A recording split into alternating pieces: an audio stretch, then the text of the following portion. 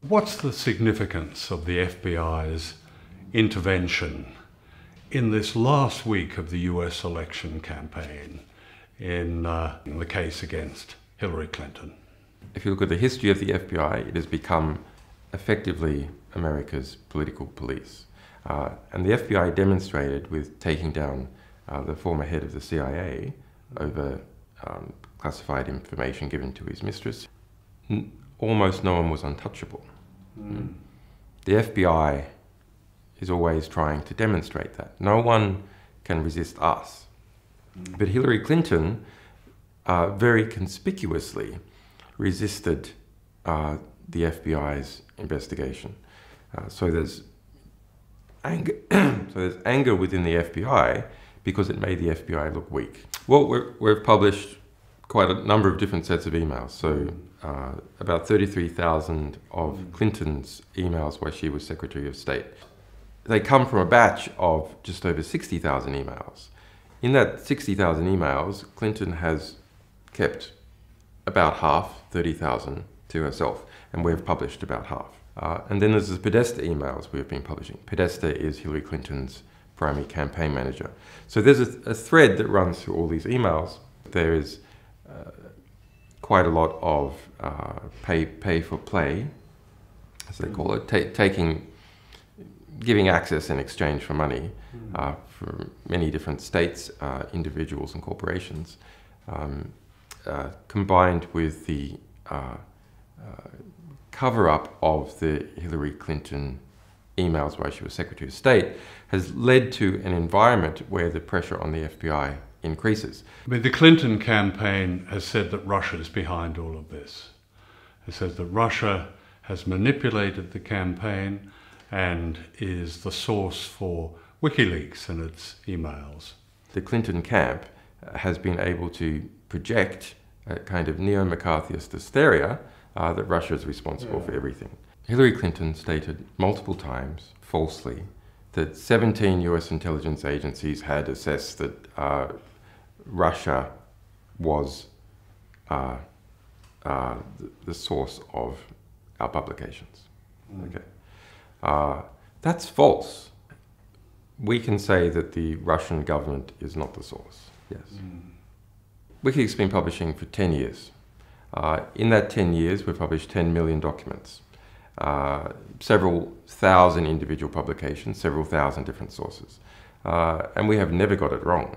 All the emails that give evidence of access for money and how Hillary Clinton herself benefited from this and how she is benefiting politically are quite extraordinary. I'm thinking of where the Qatari representative was given 5 minutes with Bill Clinton for $1 million check, and many other examples. Can you 12 million for Morocco.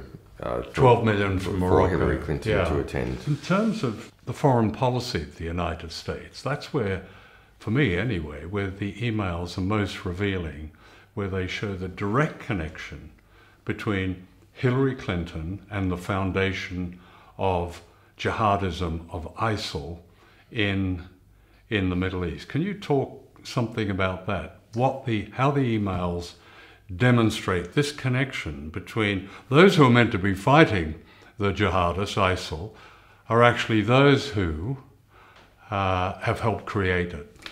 There's an early 2014 email from Hillary Clinton, so not so long after she left Secretary of State, to her campaign manager, John Pilger. That email, it states that ISIS, is funded by Saudi Arabia and Qatar, the governments of Saudi Arabia and Qatar. Now, this is I think this is the most significant email in the whole collection. And perhaps because Saudi and Qatari money is spread all over the place, including into many media institutions. All serious analysts know, even the US government has mentioned or agreed with that some Saudi figures have been supporting ISIS, funding ISIS. But the dodge has always been that's it's just some rogue princes using their cut of the oil money to do whatever they like, but actually the government disapproves. But that email says that no, it is the governments of Saudi and the government and Qatar that have been funding ISIS. The Saudis, the Qataris, the Moroccans, the Bahrainis, particularly the Saudis and the Qataris, are giving all this money to the Clinton Foundation, while Hillary Clinton is Secretary of State and the State Department is approving massive arms sales, particularly to Saudi Arabia. Under Hillary Clinton, and our Clinton emails reveal significant discussion about it, the largest ever arms deal in the world was made with Saudi Arabia, more than $80 billion. In fact, during her tenure as Secretary of State, total arms exports from the United States, in terms of their dollar value, doubled. And of course, the consequence of that is that this notorious terrorist jihadist group called ISIL or ISIS is created largely with money from the very people who are giving money to the Clinton Foundation. Yes. That's extraordinary. Look, Hillary Clinton's just a person.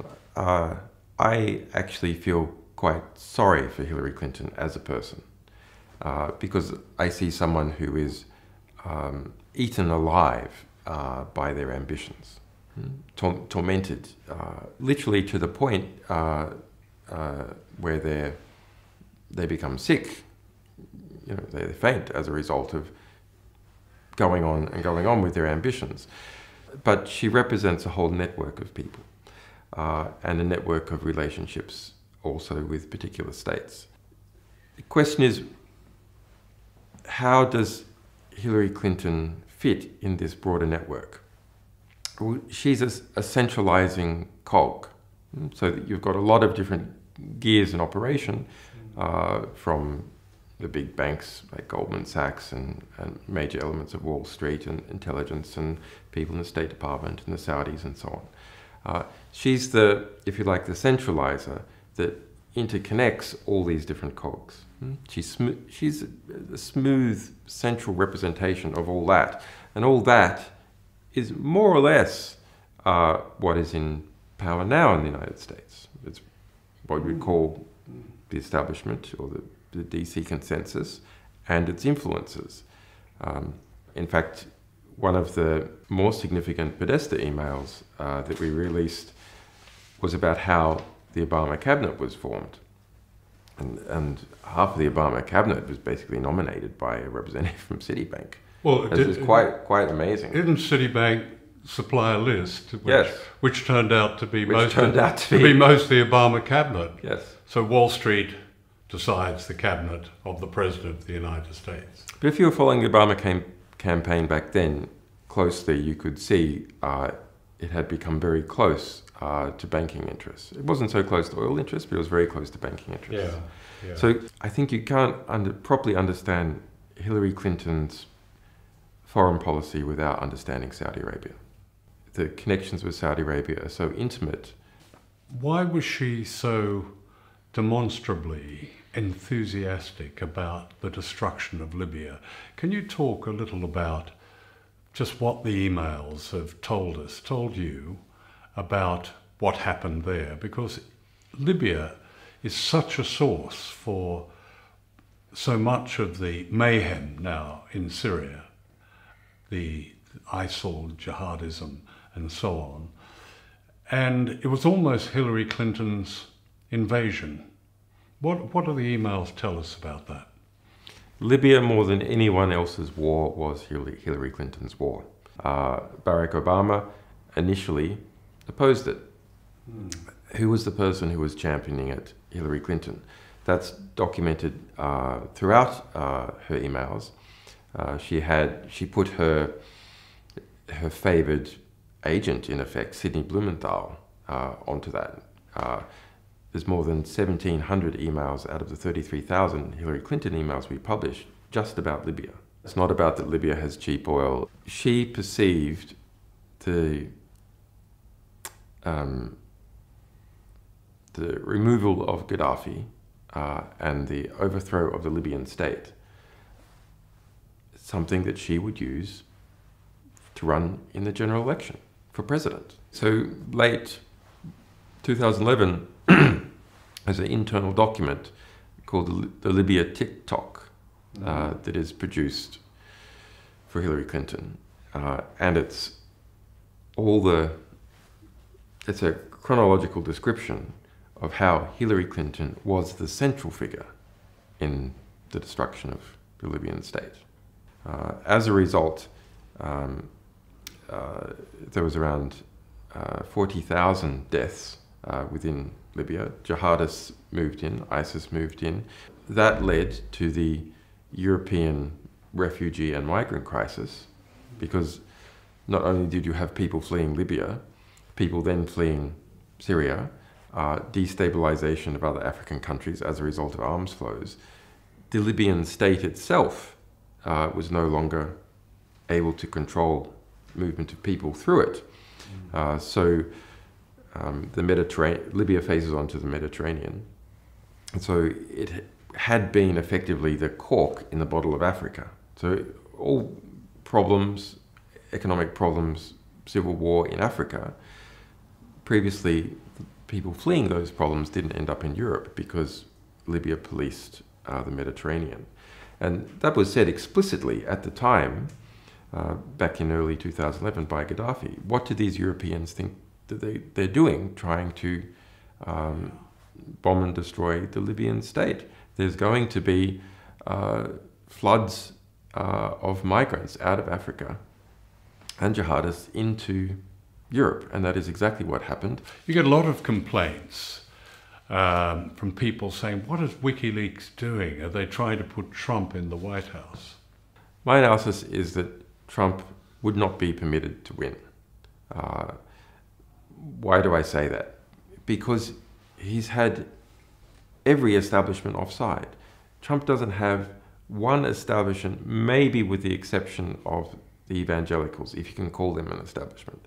But banks, intelligence, arms companies, well, they all want him beat, foreign money, etc., yeah, is all united behind Hillary Clinton, and the media as well. So media owners and even journalists themselves. The accusations that WikiLeaks is in league with the Russians, and you hear people saying, well, why doesn't WikiLeaks investigate and publish emails on Russia? We have published over 800,000 documents of various kinds that relate to Russia. Most of those are critical. And a great many books have come out of our publications about Russia, most of which are critical. And our documents have gone on to be used in quite a number of court cases, refugee cases of people fleeing some kinds of claimed political persecution in Russia, which they use our documents to back up. Do you take yourself a view of the US election? Do you have a preference for Clinton or Trump? Donald Trump, what does he represent in the American mind and in the European mind? He represents American white trash. Deplorable and irredeemable. Basically the same thing. It means from a establishment or educated, cosmopolitan, urbane perspective, these people are, you know, they're like the rednecks, and you can't, like, they're just, can never deal with them. And because he so clearly, through his words and actions and the type of people who turns up his rallies, represents people who are not the upper middle class educated. Yeah.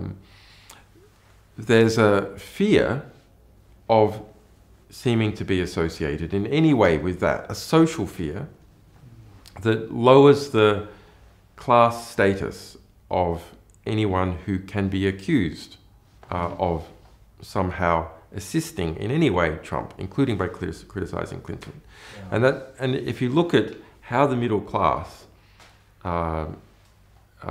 gains its economic and social power, it makes absolute sense.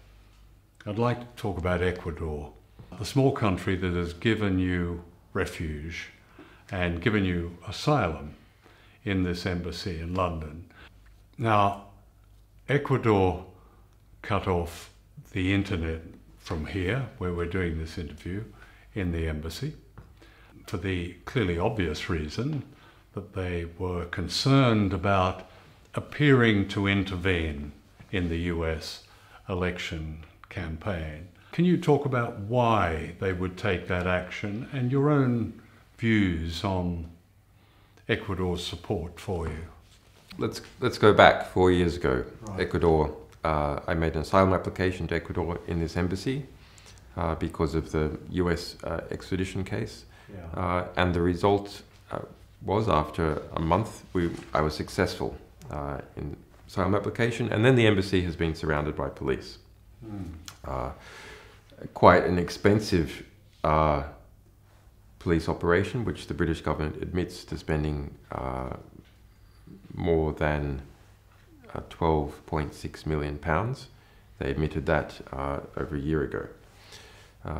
And now there's undercover police and there's robot surveillance cameras of various kinds. So that there has been a quite serious conflict right here in the heart of London between Ecuador, a country of 16 million people, and the United Kingdom and the Americans who have been helping on the side. So that was a brave and principled thing for Ecuador to do. Now we have the US election on foot. The Ecuadorian election is in February next year. You have the White House feeling the political heat as a result of the true information that we have been publishing.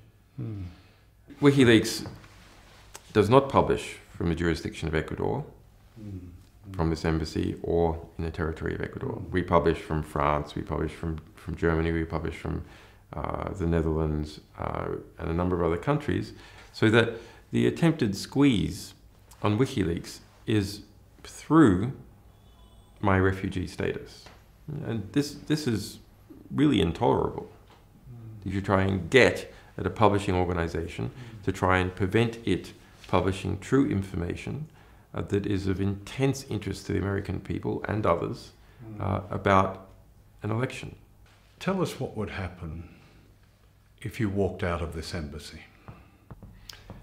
So I would be immediately arrested by the British police, and I would then be extradited either immediately to the United States or to Sweden. In Sweden I am not charged. I've already been previously cleared, etc.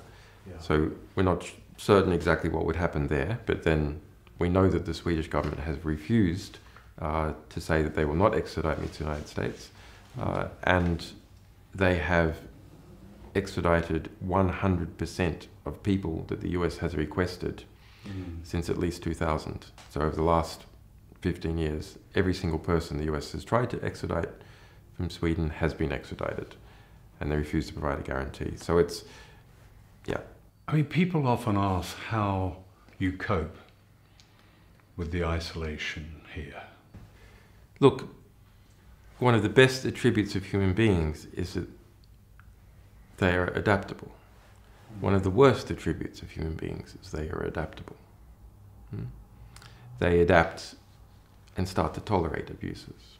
They adapt to being involved themselves in abuses. They adapt to adversity and continue on. So in my situation, frankly, I'm a bit institutionalized. This is the world. Yeah. Visually, this is the world. It's the world without sunlight, for one thing, isn't it? It's a world without sunlight, but I haven't seen sunlight in so long. Like, I don't remember it. So, yeah, you adapt. The one real irritant is that my young children, they also adapt. They adapt to being without their father. That's a hard adaptation, which they didn't ask for. Do you worry about them? Yeah, I worried about them, I worry about their mother. Yeah. Some people would say, well,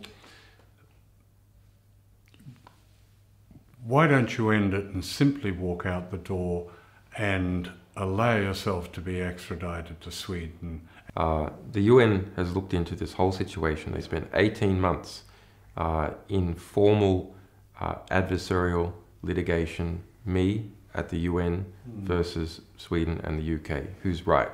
The UN made a conclusion. I'm being arbitrarily detained, illegally deprived of my freedom, that what has been occurred has not occurred within the laws that the United Kingdom and Sweden must obey. It is an illegal abuse. The United Nations formally asking, what's going on here? What's your legal explanation for this? He says that you should recognize his asylum.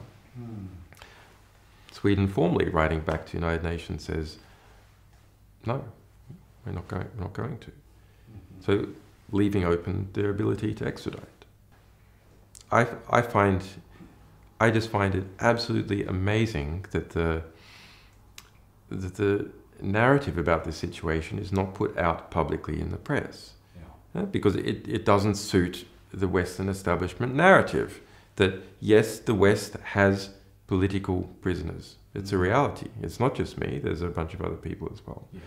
The West has political prisoners. No state accepts to call the people it is imprisoning or detaining for political reasons political prisoners. They don't call them political prisoners in China. They don't call them political prisoners in Azerbaijan. And they don't call them political prisoners in the United States, UK or Sweden.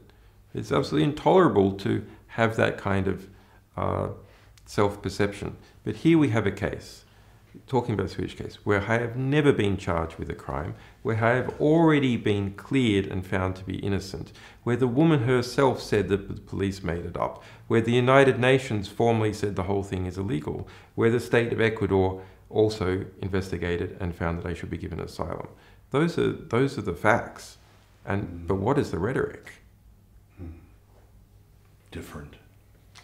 The rhetoric is pretending, constantly pretending that I have been charged with a crime, never mentioning that I have been already previously cleared, never mentioning that the woman herself says that the police made it up, trying to avoid that the UN formally found that the whole thing is illegal, never even mentioning that Ecuador made a formal assessment through its formal processes and found that yes, I am subject to persecution by the United States.